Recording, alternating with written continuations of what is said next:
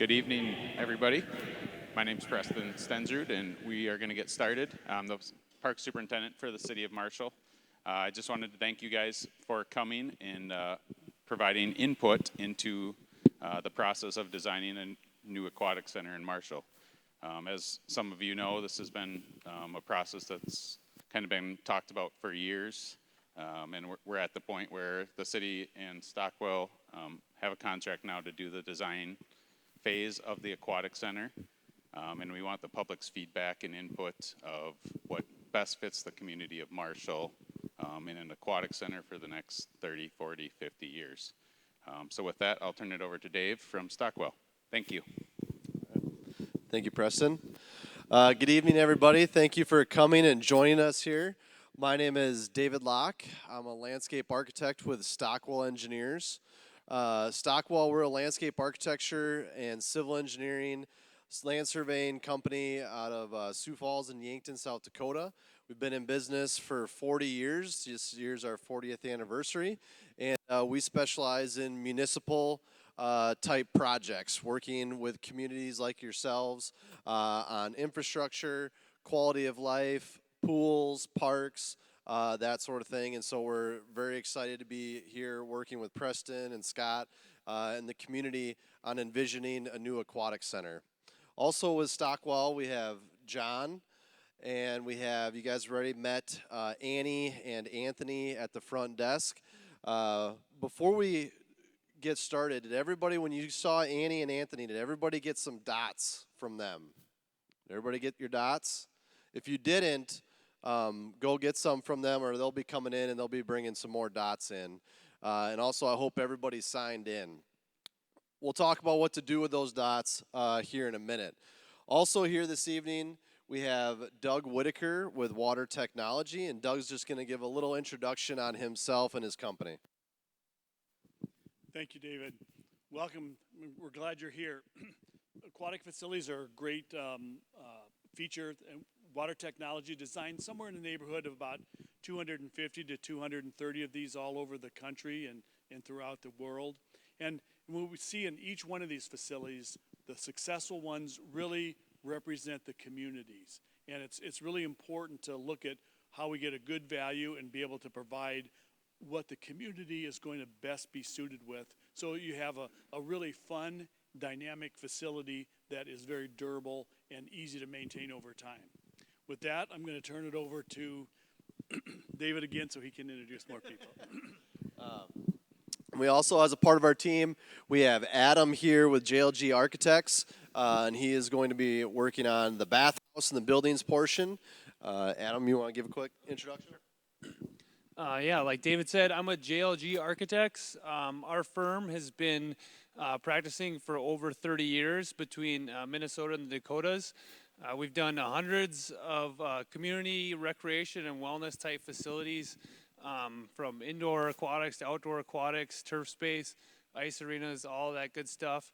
And like David said, our role will be to kind of help their team, assist them in some of the preliminary planning and stuff, but really our focus will ultimately end up being the built structures on the site. And I want to echo what David said. Thank you all for being here tonight. We're really excited to get your feedback and excited to see where this project goes for the community of Marshall. Thank you, Adam. And a little bit more about our team. We've had the opportunity of being able to work with each other on a number of different projects. And so we're excited to be here working with you guys here this evening. And so tonight I'm going to go through a presentation that we've talked to a number of different stakeholders and users throughout the day today. And as we go through the presentation, we're going to be talking about really the existing conditions of the facility, what you guys like and don't like. I'll kind of go through what we've heard today, and then we're going to go through future improvements, future amenities, features that you'd like to see as a part of the new aquatic center. We're going to be going through a programming exercise that we're going to be using your dots for. As I said, we've worked on a number of different facilities as a team. This isn't our first rodeo, and this is a process that we use on a lot of different projects in terms of making sure that we get good public feedback, because we want this facility to be a facility that reflects the community of Marshall. So we've worked on a number of different aquatic centers, both in kind of the Dakotas and Minnesota, really the upper Midwest.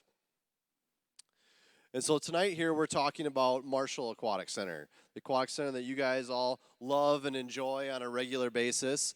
And so the specific area, it's in the middle of town, and we're going to be kind of looking at the park as a whole in terms of just how people get in and out of the facility, as well as the aquatic center itself.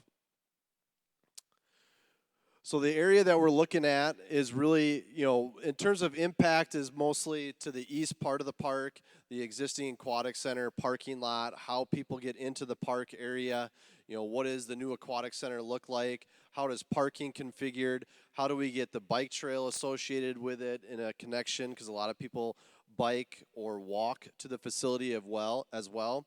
And so we're kind of looking at comprehensively, how the aquatic center fits into the site. And we always like to start out with inventory and analysis.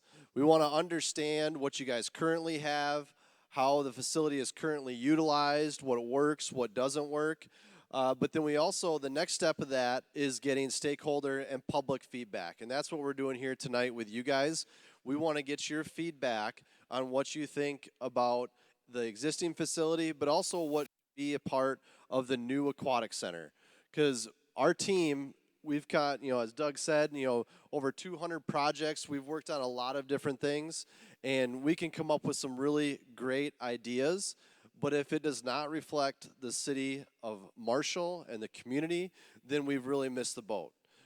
We don't have a cookie cutter design that we have put together or any preconceived design notions or anything like that. We haven't started designing the facility at all.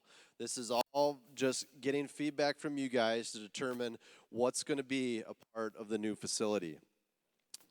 And so in terms of just looking at existing conditions, in our discussions today, a lot of people like where it's located. It's in town, it's easily accessible from a bicycle and pedestrian standpoint. It's protected, from prevailing winds because it's in town. It's not right up against the roadway, so you feel like there's a little bit of privacy there. You don't feel like you're on display when you're at the aquatic center. But we do understand that, it is a little bit hidden back there. And so, maybe some additional signage could help with that. But in general, everyone kind of likes the park-like feel and, the river that acts as kind of a buffer between the aquatic center and the neighborhood. And so the location, everyone felt, worked really well. When we look at these aquatic centers, the big thing that we talk about is user experience. And what is your experience when you go to the aquatic center? If you kind of let people down, or it's tired, or they go and they're like, that was okay, they're not going to keep coming back. And so we want a user experience that gets people excited about the aquatic center and excited about coming back on a regular basis. Not just for residents, but people that would be from out of town that would maybe be visiting Marshall. We want something that they are excited about and coming to the community. From an existing condition standpoint, you have your existing building there on the north, the leisure pool, the deep pool, the kids pool to the left. The parking lot's on the north side of the building. From an amenities standpoint, it's really the diving boards and the slide in terms of features or amenities that are part of the existing aquatic center. And back in the day when this facility was built, it was a wonderful, very top-notch facility. But again, it's just, it's seen its age, and its overall life cycle and life expectancy is reaching its end. Back in 2019, a community survey was done, and that was, to look at, as Preston said, they've been talking about, a new aquatic center and what that is and what could be in that. And so a community survey was done a couple of years ago, and the top 5 results there in terms of votes and people being interested in the different features that would be in an aquatic center are, 1, that it's an outdoor facility, 2, a water slide, lazy river, shade structures, zero depth entry. Those are really the top 5 vote getters that we saw in the community survey that was done a couple years ago. That was closely followed by a family changing room and splash pads. So again, kind of more of a family atmosphere, family-centered answers to a lot of these different amenities. So based on some of that feedback, a concept was done towards the beginning part of 2020, end of 2019. This was not something that we put together or were a part of. It was a different company that did that. However, they didn't really have the opportunity just due to COVID. They didn't really have the opportunity to get that public input, public feedback, or kind of really look at the community survey results. And so we're not going to be using anything from this concept, but it helps kind of lay the foundation in terms of what features were a part of that survey and what features you currently have to now start working on a new aquatic center. So when we started this process, we have a steering committee that's set up of community members and city staff. And the project goals that were outlined were, one, that they want this to be a custom design for the city of Marshall. Like I said, we don't want this isn't a cookie cutter design.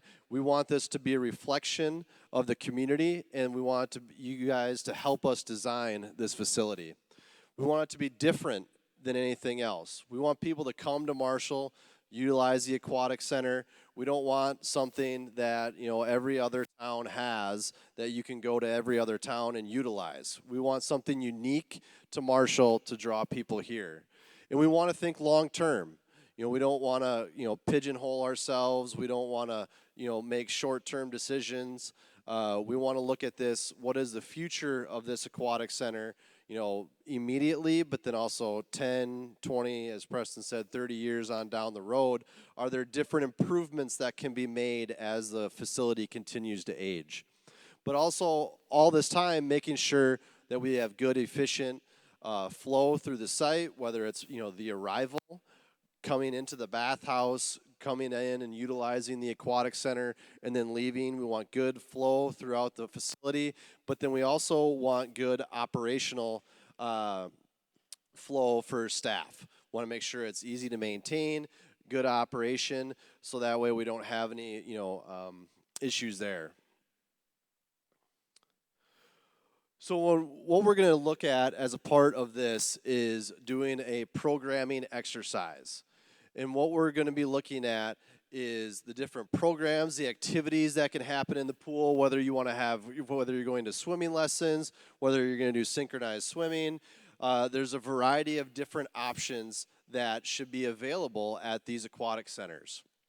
And what we start out with, everyone wants to jump right to features.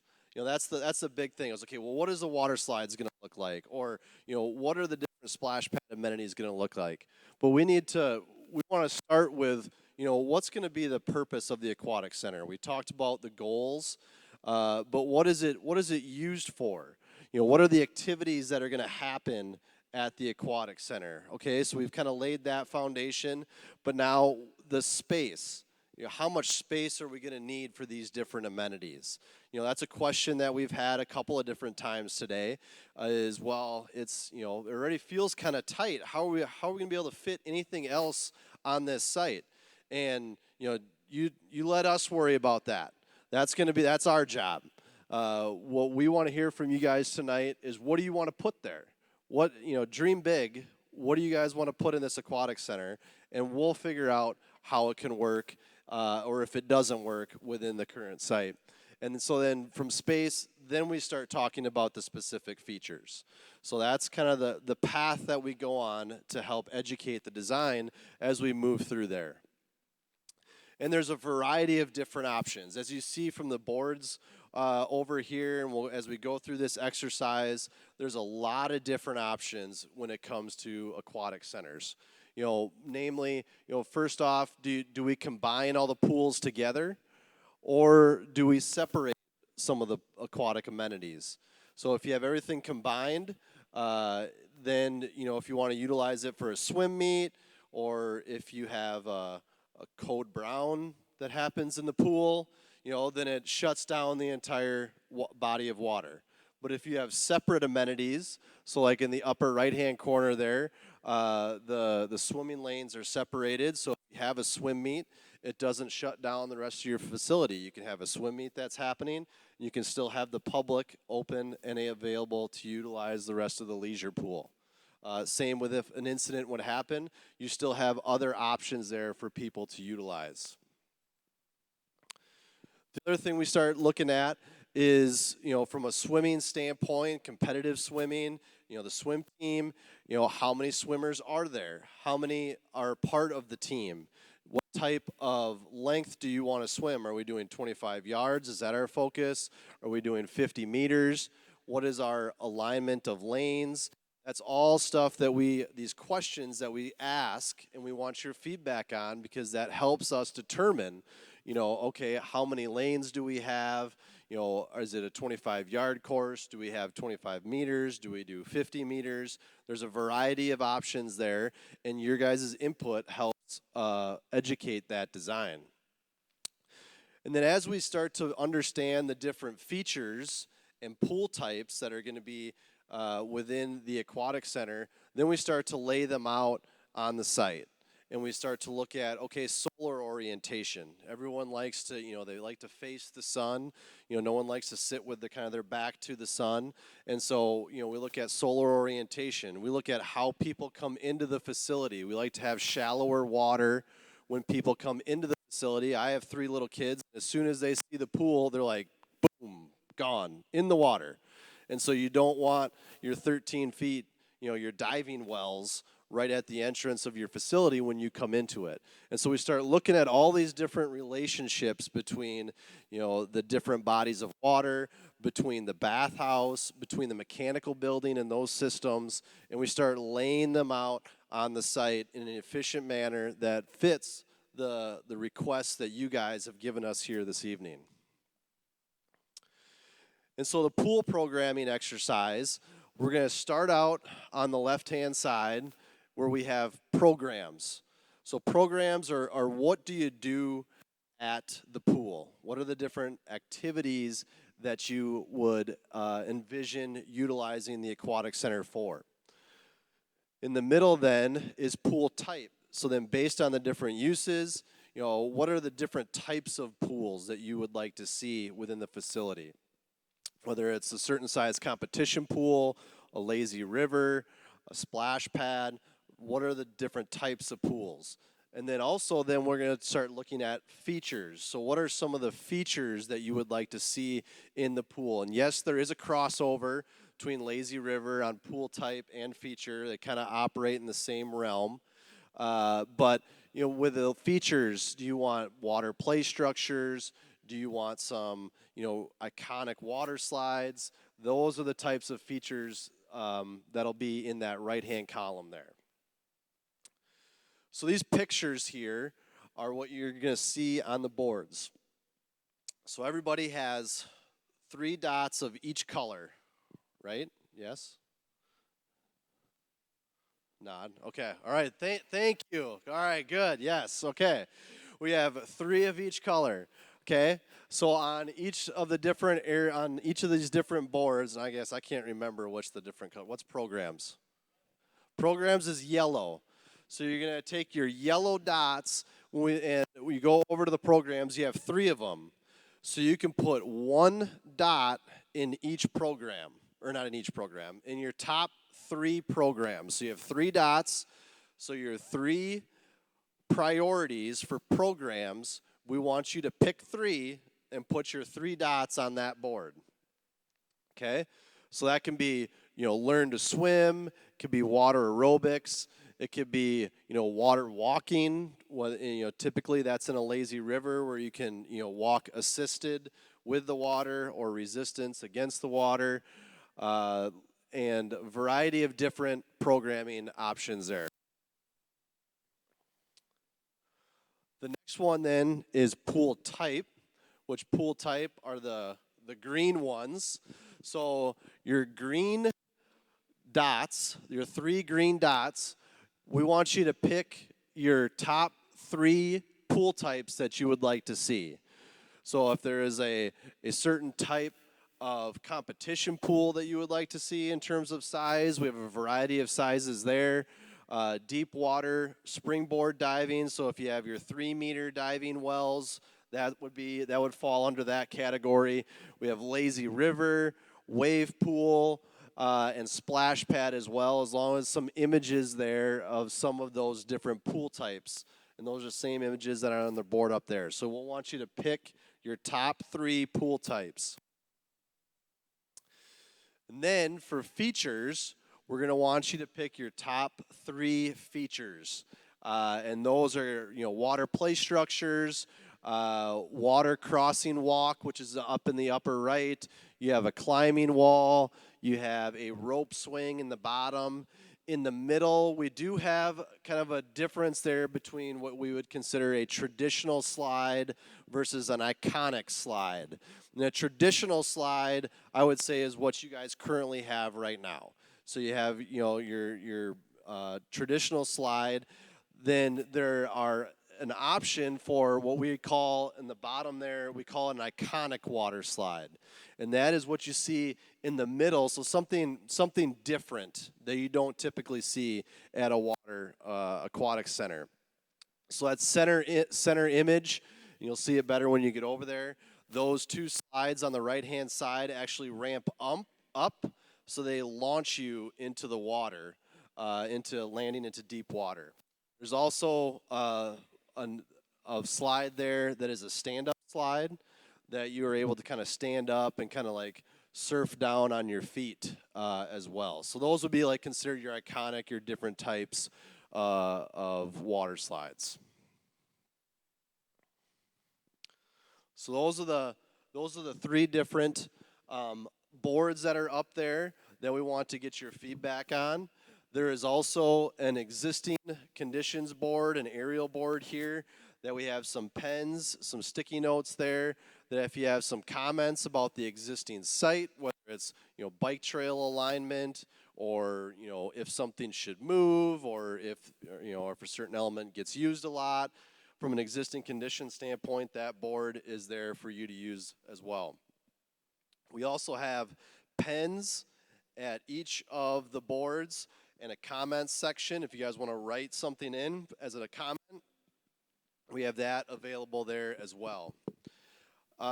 As you guys leave this evening, if you have somebody that was not able to attend that wants to give feedback, we have comment cards, and John is holding one of them there. So we have comment cards that are at the front desk. If you want to give that to somebody that wasn't able to attend, that's what the purpose of those are. We don't want you to take it home, fill it out yourself, and then send it back to us. We want that input here tonight. We don't want to wait for that. Since you're here, we want to get it now. And so if you have somebody that did not attend that wants one of those, grab one of those on your way out. I also have business cards on the front table if you want to be able to get a hold of me to ask additional questions or comments afterwards as well. So moving forward, we're going to be taking your guys' input that we've received here tonight, and we're going to be starting to develop concepts. We're going to be meeting with the steering committee and other people to kind of go over those concepts, start talking about budget, where these elements are, do they fit on the site, do they not fit on the site, and kind of start talking about kind of the existing programming for the new aquatic center. We'll continue to refine that over the fall, and then in November, we're going to come back and present the new aquatic center concept plans to you guys. And at that point, it's still early on in the design process, so we're going to want to get your feedback to see what you like, what you don't like about the new aquatic center design, and if we got to make changes or tweak it, that we can still do that. So we want this to be an interactive process with you guys, and we want this design to be a reflection of your input. And so tonight is very important to get you guys' comments and input on the different amenities. And with that, we have a couple of mics here. If anybody has any, general questions that they would like to ask, we can answer those here for a couple of minutes before we turn everybody loose. I was just curious on some of the projects that you've done after the fact. What was the most positive thing that it brought, and were there surprises that the community, got out of it that maybe they hadn't planned for?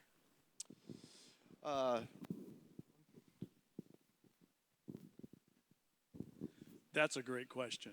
And that's one of the important things of a facility like this in the planning, because one of the things, every community is different, so they all have different goals and objectives.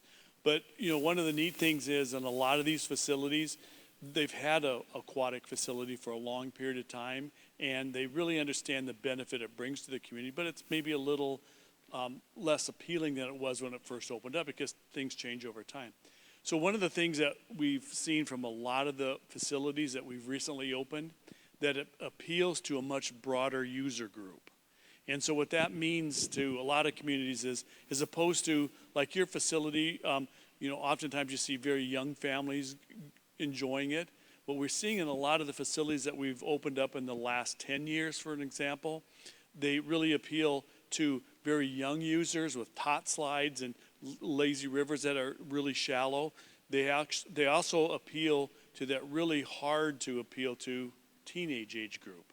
And so they start coming back to that with more of the friendly competition type things. Diving boards kind of started doing that, but now we have like water slides that you can have your time when you go down. So now people want to see that so they can compete inner family or inner friendship group. And in having kind of a type of a facility that you can do, your personal best, with slides and standing up slides like David was talking about. But also when you start looking into that multi-purpose facility where we have the other thing that's really, we've heard from a lot of communities, we're glad that we put in a competitive pool for the competitive swimmers in the group. But what that does also is it provides a lot of water space for just open swim that sometimes is not available when you don't have that opportunity. So it appeals to, again, that user group. And then the other thing that we're seeing, and I'm sorry to answer a long question, but again, we're seeing a lot of families that both parents are working, so their grandparents or their parents are taking care of the children. And so we want to make sure we're sensitive to those families so that it appeals to that active aging adult that are bringing their grandchildren to it, that they have places, and so that shade and having places to sit and all those types of places. Did that answer your question? But one of the comments that we hear over and over again, we wish we would have done this sooner because, it's always a lag time from the time they start planning till the time they put it in. And I'd say to, think about what you've seen at other communities that you would like to see in Marshall. Don't be, pigeonholed to kind of what you know, so to speak, in terms of what you currently have. For example, a recent project that we did, it was it was a larger pool and their main attraction was the diving boards. And so they said, this new facility, we have got to have diving boards. We've got to have 2 3 meters. We got two 1 meters. Those are the most popular items. We have to have lots of deck space behind them. Everybody's going to be using them. There's long lines at the diving boards. We got to have the diving boards. Well, that was all that they had to utilize. Well, now this new aquatic center that we've designed and built for them, there's 2 water slides, there's a play structure, there's a splash pad, there's a climbing wall. There aren't long lines at the diving boards anymore. They're still utilized and kids still love them. That's not to say that you shouldn't have them, but just the whole thing was this is what we know. We know the diving boards are popular, and so we got to have them. But think about what you see in other communities and what you would like to see come to Marshall. Any other questions at all? There's another mic out there, so do you want me to go?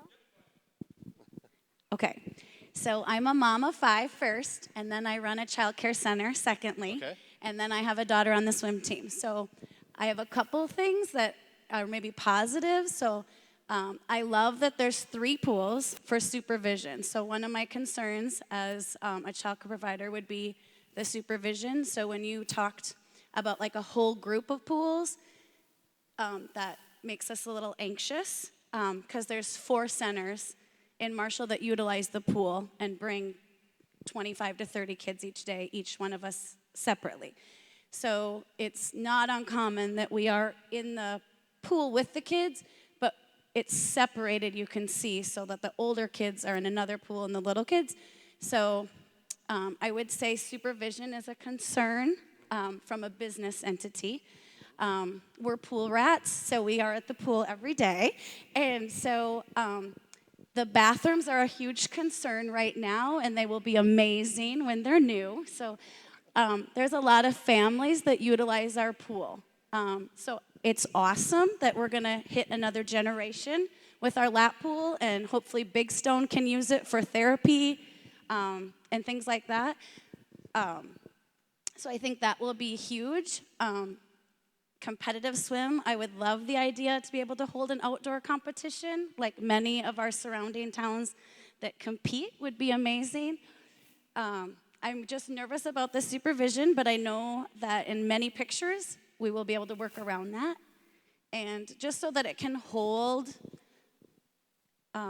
So because of our pool and the way it's been, I would say we've seen a decline of enrollment in the last 5 years because the surrounding towns, and I don't mean this in any disrespect to our area, but I would say like Tracy and Slayton, like our surrounding towns, people will drive to go to a nicer pool, and we don't have that luxury, so we utilize it, and I do think it will be used more than you know by our own community just to update our facility. My last concern would be how long will we be out of commission? As a business concern, that's a concern for me and what I will do with my children for a year or two. So a couple different things in there, but no, that's okay. So in regards to the length of time that the facility would be closed, those are discussions that we will have once we get further down the road of design in terms of, okay, when are we going to bid the project? When do we want to start construction? When do we want it to open? Realistically, it's closed for one entire season. If it's, at the same spot that we're at, if we're going to tear it down and build something new, it's, probably one season where we'd close it at the end of, let's just say, year 1. We would build through year 2, and then, before it opens, Memorial Day, year 3, we would finish up kind of in the spring, tidy up some items there, and then it would open. So you'd have one season that would not be utilized. We've talked about, half seasons. Are you open for half a season, and then we close it, and then you construct as much as you can in half of a year, and then you're closed for half of a year at the start of the next year. The issue that we see when you run into that is just staffing, because you have lifeguards or park staff that, okay, well, I only need you for 1 month. Well, they're going to probably find a different job, or they might not be available then. So that's one of the issues you see when you run into that. The different pools and stuff like that, that helps with, like you just said, the different age ranges that can utilize each of the different aquatic centers. There was something else that you said I was going to address. I can't remember. And supervision of the younger users, so when you have a group that comes in, that's one of the things that it's a good thing to try to make sure that they're in an area they want to be in, but it's also good to be able to have, because most of the time people come as a family unit, so there's that kind of conundrum of, well, we want to be all together, but why do I have to go to the wading pool? And so it's one of those things that, as you saw in some of those designs, there's a way to accomplish that. So even though you're kind of in a defined area where you want to be, it's safe without having to put a fence around it to control everything that goes on. So, but again, that's kind of a design feature that we'll look into and get the community's input if they want to do that or have a fence around it. I remember that. You mentioned the family restrooms, families coming. That's something that we've heard today too, and just in terms of having, more family restroom, available as opposed to just, the men's or the women's, something that could be utilized for families with little kids and stuff. So that is something that we have heard.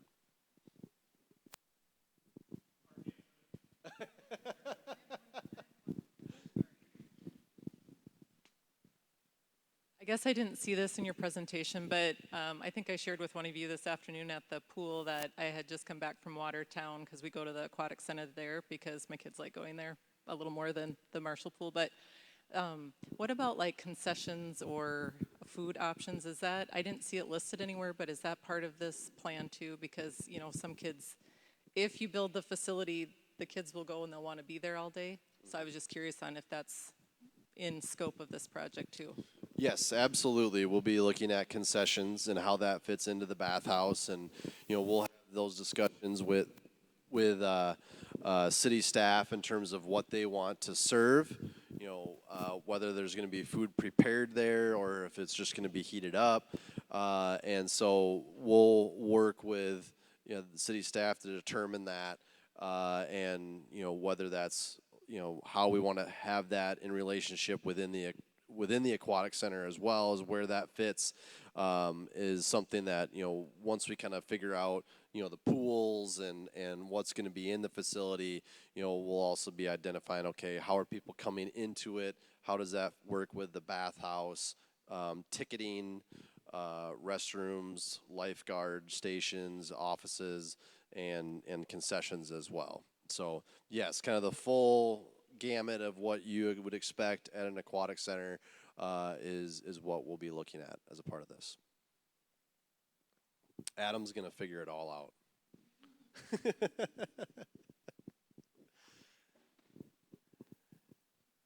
Any other questions? Yes.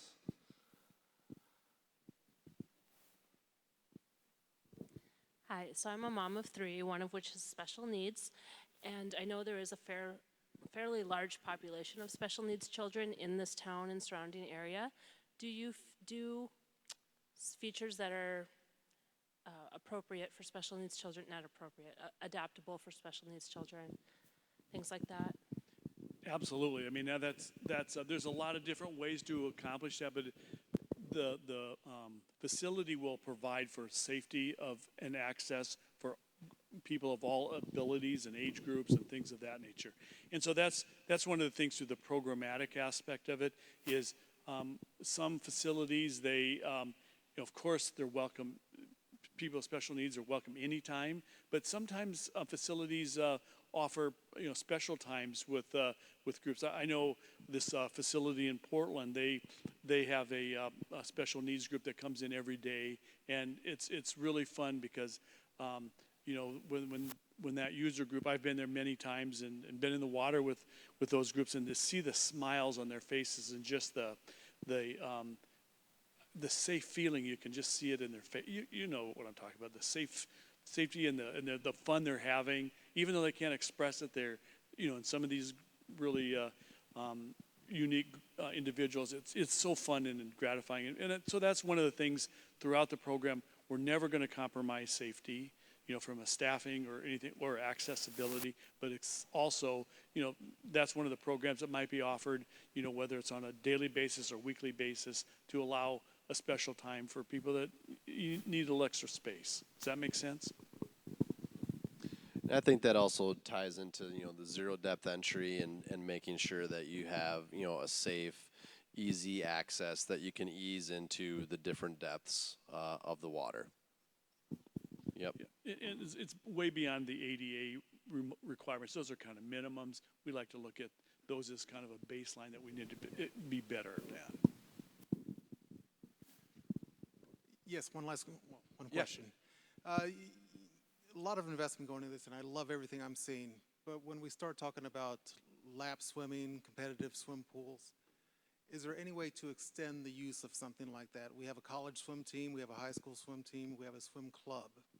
Is there any way of extending something like the lap swim pool throughout the year, whether through heated water or covered pool? The answer is there is, of course, to ways to even extend the season. Maybe it's only a couple of months longer as opposed to throughout the year, or you can have year-round pools.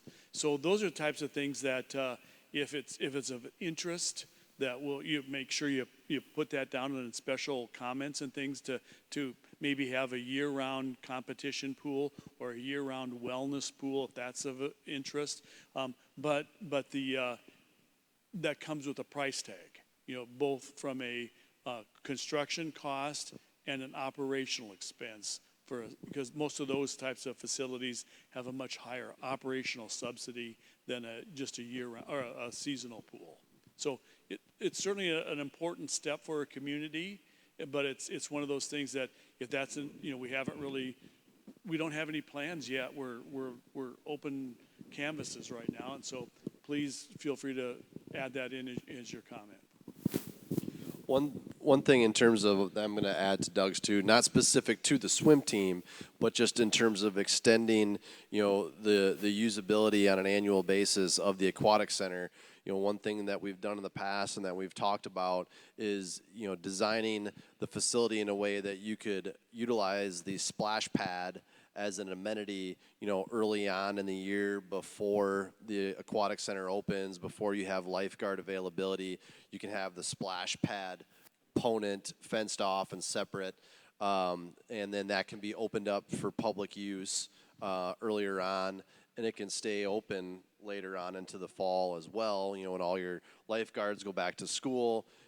It's not like the heat shuts off in September. You can still have some pretty hot days, and so having the splash pad as an available option for the public to utilize, later on in the year is something that we've been discussing as well as something for Marshall. Any other questions? We'll have this be the last question. Hi, so I'm over here amongst the current staff of the Marshall Aquatic Center. So do you anticipate, sort of depending on the size of a new facility and the nature of a new facility, like depending on the features and all of that, any significant changes in what would be needed as far as staff? I think right now it's about 20 lifeguards and 10 attendants or so. Do you anticipate any major changes to that, like needing a lot more or needing a lot less, anything like that? That's a great question because we never want to compromise safety. And so the answer to that will come in whatever the design for the facility ends up to be. So one of the kind of the key factors in current design is having transparency in the design. So, everybody loves those big play structures in the pool, but one of the challenges of those big play structures, if you have a big play structure, if you have two people using it, you need two lifeguards, to be able to see around them and through them and operate that safely. So that's one of the things that once we start to formulate a design solution that from the input that you guys have provided us, that's what we'll also start looking at is what kind of staffing requirements it's going to be. Because I know Scott and Preston are going to ask us, well, how many more lifeguards, when we start to think about a design that we're going to need for this, how can we staff this, and what are the tricks that you are going to be using to try to not compromise safety but help minimize the staffing so it doesn't become overwhelming. Did that answer your question? All right. Well, thank you guys for coming this evening and for your questions. We'll have someone at each one of these boards here, and we'll be available for questions. Please make sure to use your dots, and thank you guys all for coming.